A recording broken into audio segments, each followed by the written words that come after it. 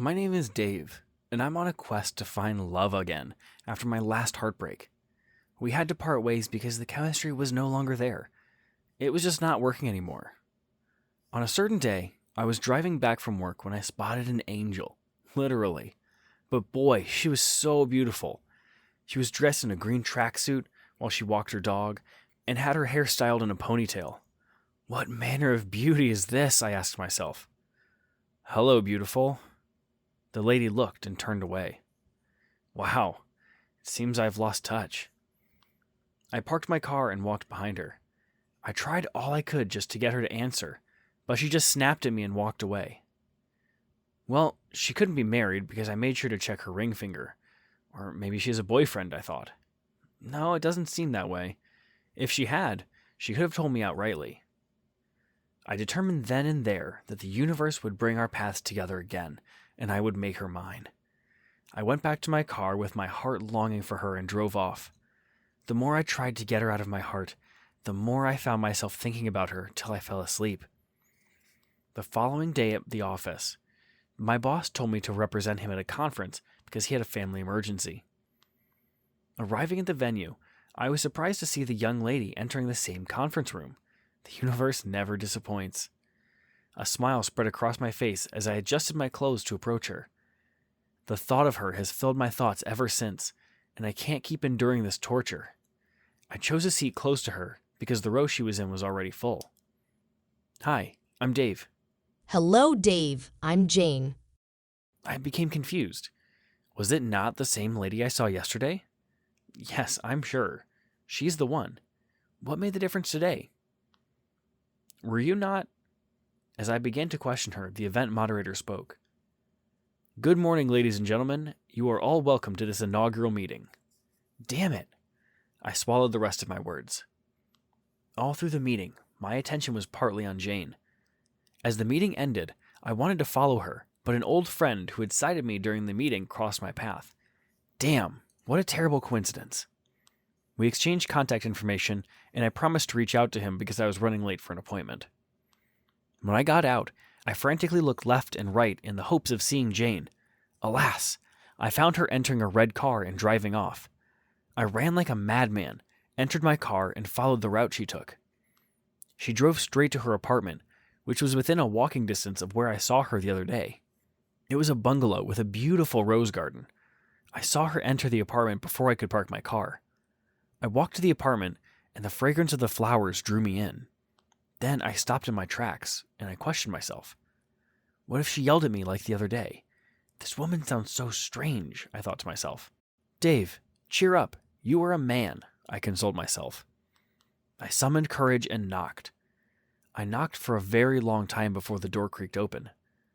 Who's there? I heard her say. I answered, It's Dave. As she saw me, her face changed, and she stared angrily at me. Why are you here? Her tone alone left me dumbfounded, but I decided not to be scared of her. I said, I would like to get to know you more. We couldn't finish our talk because of the conference, and ever since the last time we met, thoughts of you have always filled my heart. She rolled her eyes and said, I am not interested in knowing you or any other man. Leave me alone. Then she slammed the door in my face. That hurts, but it's fine. At least I got to see her face. Then and there, I decided to make her mine and take away any hurt she might be going through. The next day, I dropped flowers at her doorstep with a note that read, If there is a danger in loving somebody too much, then let me die for you, or better still, die in your arms if that is what it will take to show you that I love you. I wrote my number on it. Call me a hopeless romantic. I don't mind. I did this daily with the hope that she would find me worthy one day. One day, my phone rang. It was Jane. It was my Jane. She asked to meet me at her house. I was so overjoyed that my colleagues asked what the matter was. I counted down till the day's end. When I got to her house, I knocked, and she opened the door almost immediately. She welcomed me into her home, and it was a beautiful apartment. She offered me a drink, and we got talking. I notice how persistent you are. You keep sending me flowers daily, even without hearing from me. Not a lot of guys can do that. What do you want from me, Dave? I know it doesn't happen very often, but would you believe me if I said I love you? She looked perplexed. I continued. Yes, it might seem too sudden, but I feel the universe was speaking to me the day I saw you. It was like you were the missing part of me. However, I would like to know why you never want a man around you. It appears you detest men. Jane sighed deeply and began to talk. I was raised by my maternal uncle as an orphan. I was just 10 years old when my parents had an accident that claimed their lives and that of my little brother, who was in the car with them. But I was on vacation at my uncle's place before this incident. Oh my, I'm so sorry about that. Oh, it's fine.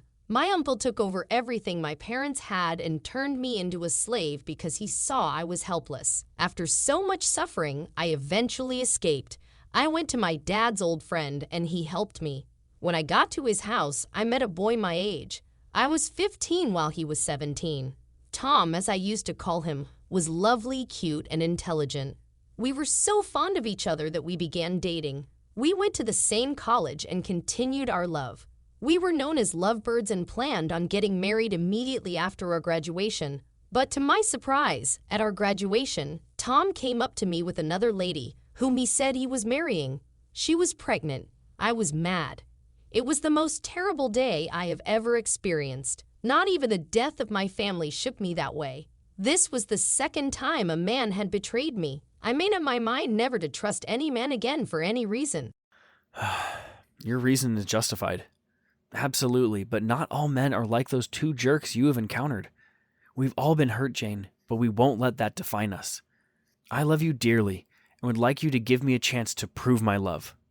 I held her hands because she was seated beside me on the sofa.